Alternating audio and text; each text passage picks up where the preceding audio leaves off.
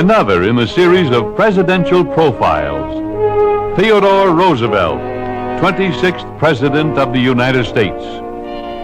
I wish to preach the doctrine of the strenuous life, the life of toil and effort, of labor and strife.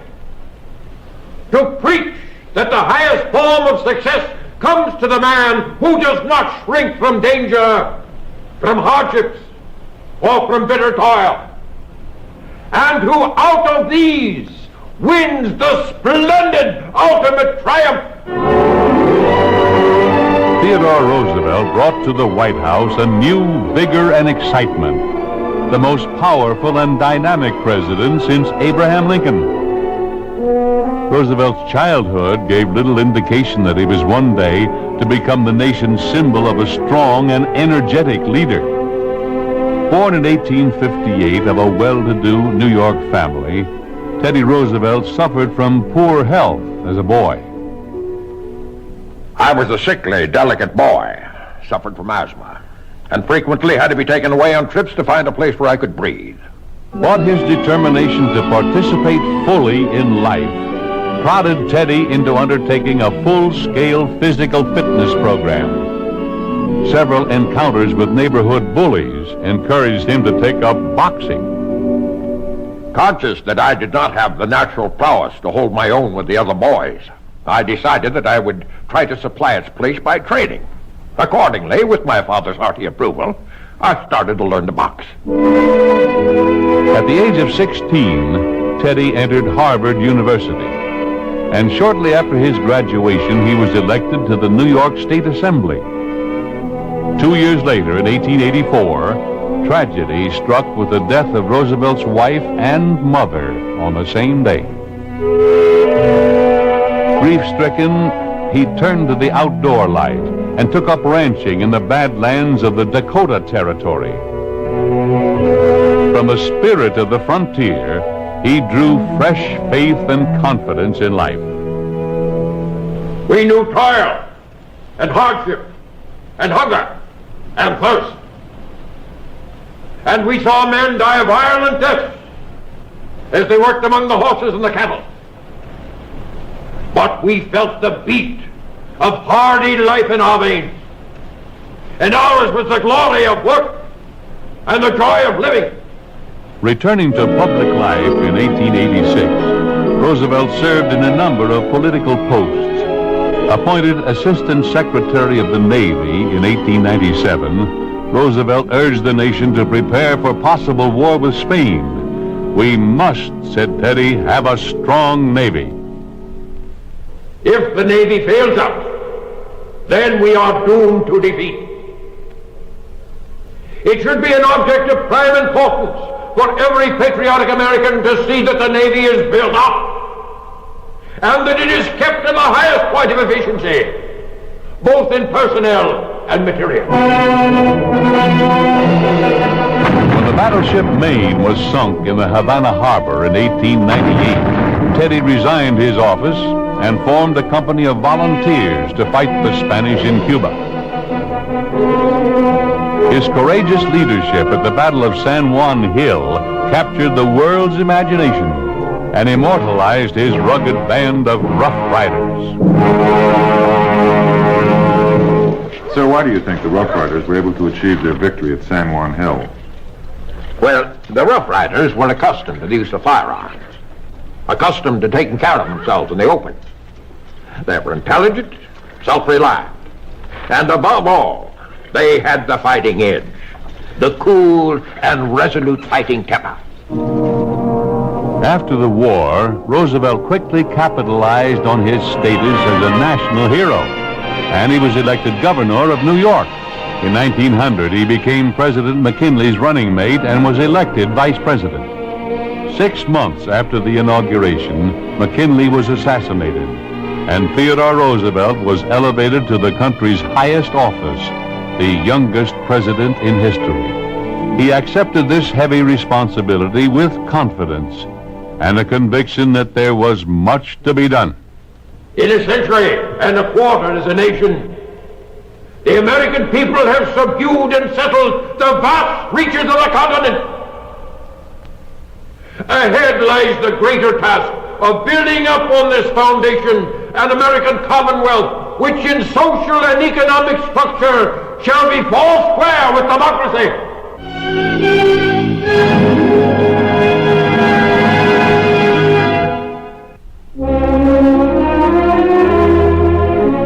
The United States of America had achieved the status of a world power, and Theodore Roosevelt was determined to ensure that every citizen would have an equal opportunity to participate in the country's growth.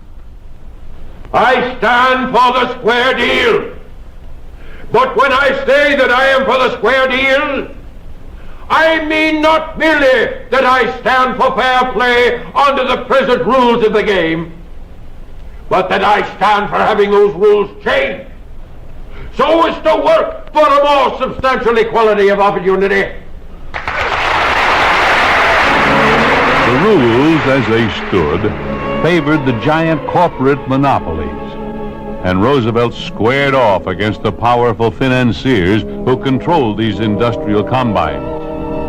Under his leadership, Congress established a Department of Commerce and Labor, which had the power to investigate trusts.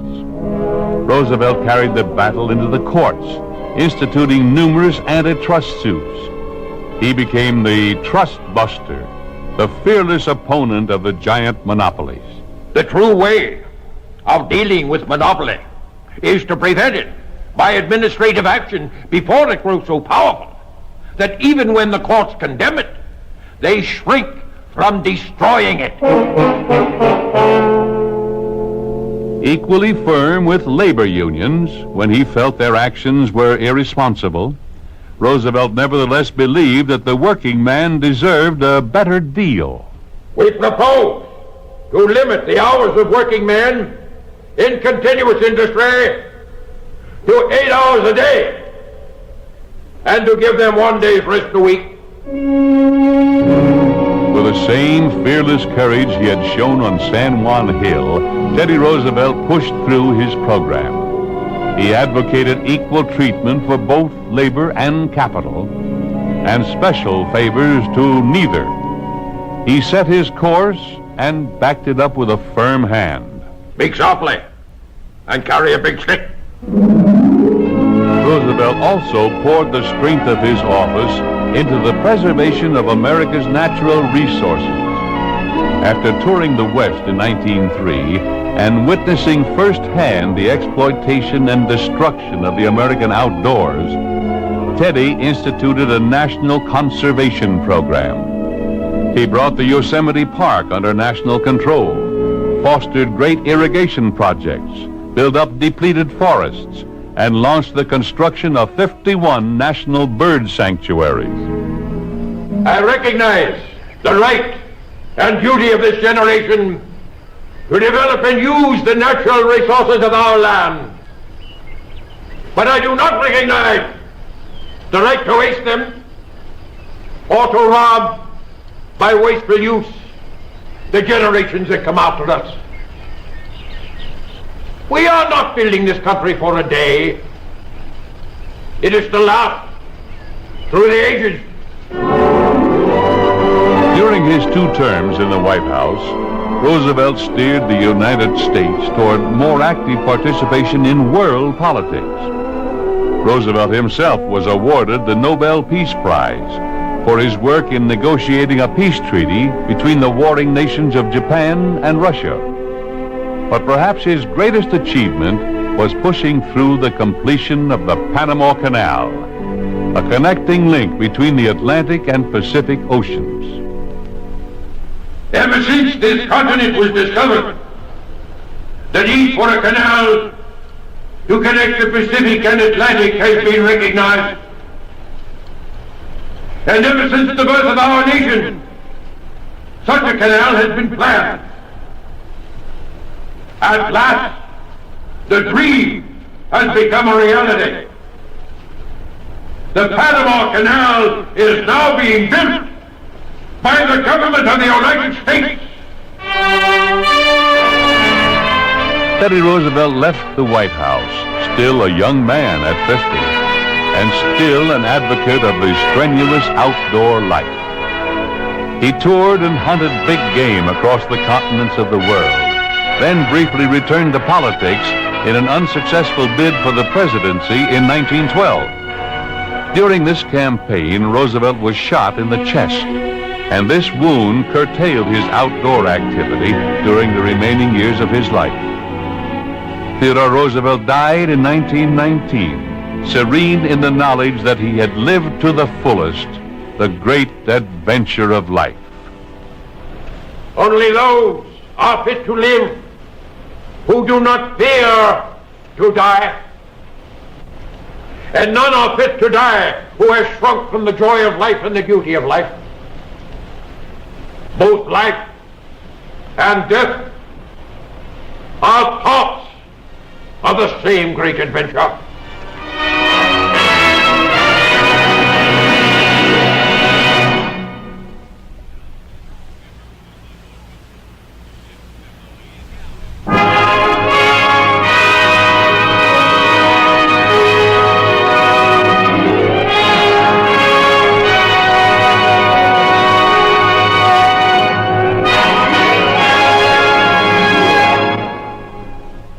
Another in the series of presidential profiles, William Howard Taft, 27th President of the United States. If ever a party earned the verdict of well done by its record of the last 7 years and the reward of a renewed mandate of power, it is the Republican Party under Theodore Roosevelt. With respect to those policies known as Roosevelt policies, all I have to say is that as President of the United States, it will not only be my purpose, but it will be my pride to secure the Roosevelt policies by energetic executive action.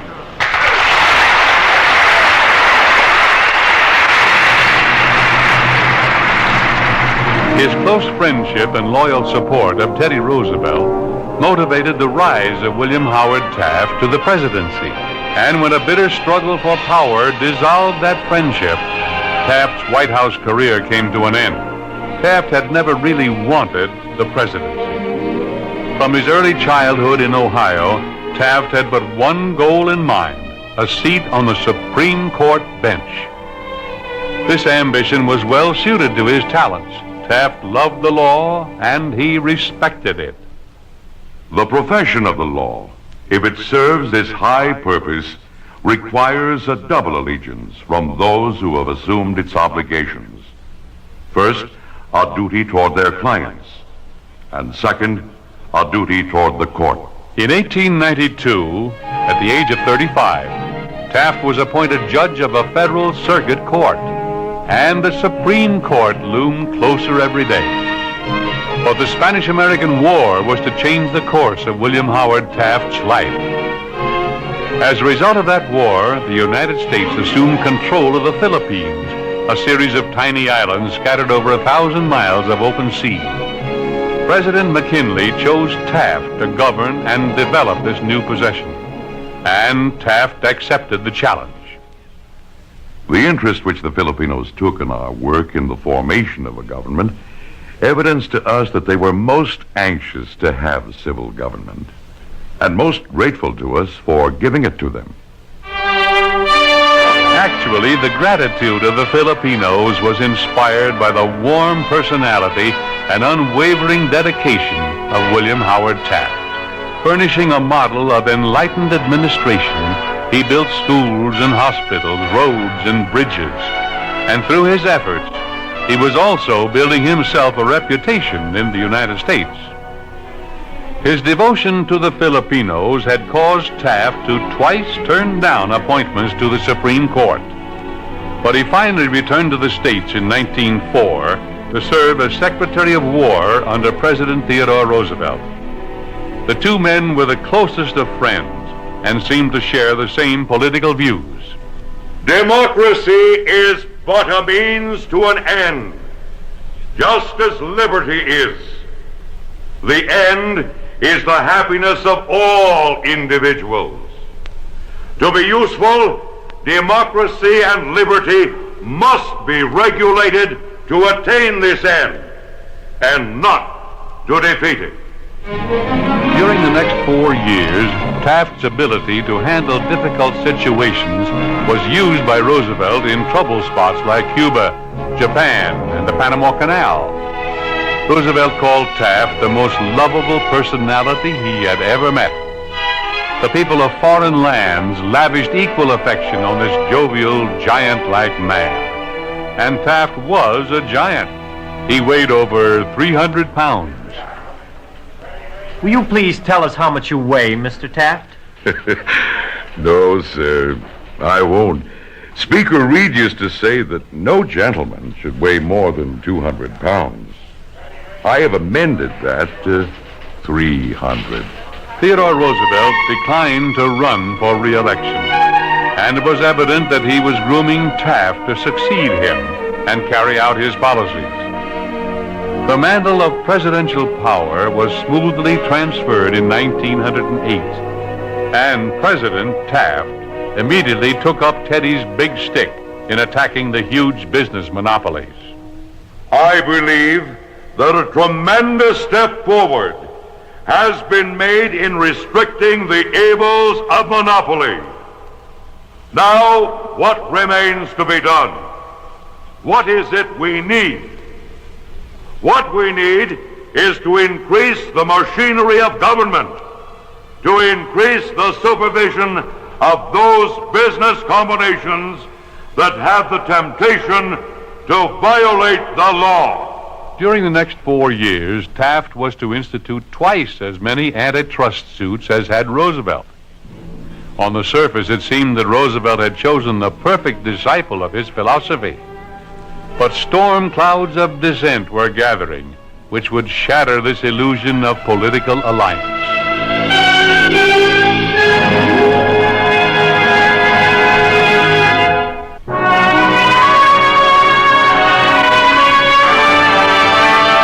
Theodore Roosevelt had been the strongest president since Abraham Lincoln. He had believed that much had to be done to perfect the ideal of a democratic government, and he had not hesitated to stretch the powers of his office to meet the needs of the moment. President William Howard Taft was more conservative.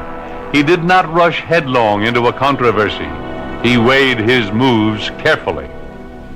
It is a fundamental error to seek quick action in making needed changes of policy or in redressing wrong. It is better to endure wrongs than to effect disastrous changes in which the proposed remedy may be worse than the evil. The progressive wing of the Republican Party had idolized Roosevelt for his frequent attacks on the business community.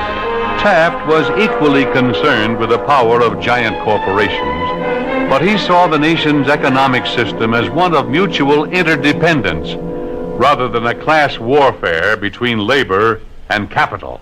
We really have no classes in this country in the old country sense. The truth is that we are all in the same boat. When the country is prosperous, we are all in a comfortable position. When the country is not prosperous, wage earners, businessmen, and farmers are likely to suffer. Without fanfare, Taft built a solid record of achievements during his term of office. He dissolved the giant oil and tobacco trusts, established a Bureau of Mines to safeguard mineral resources, fought for lower tariffs, started the parcel post and a postal savings system, and sponsored the 16th and 17th Amendments, providing for a federal income tax and for the popular election of senators. But nothing was enough to satisfy the demands of the progressives, and Taft refused to buckle under the growing political pressure. Political considerations have never weighed heavily with me. I have tried to do in each case what seemed to me the wisest thing, regardless of its effect upon my own future.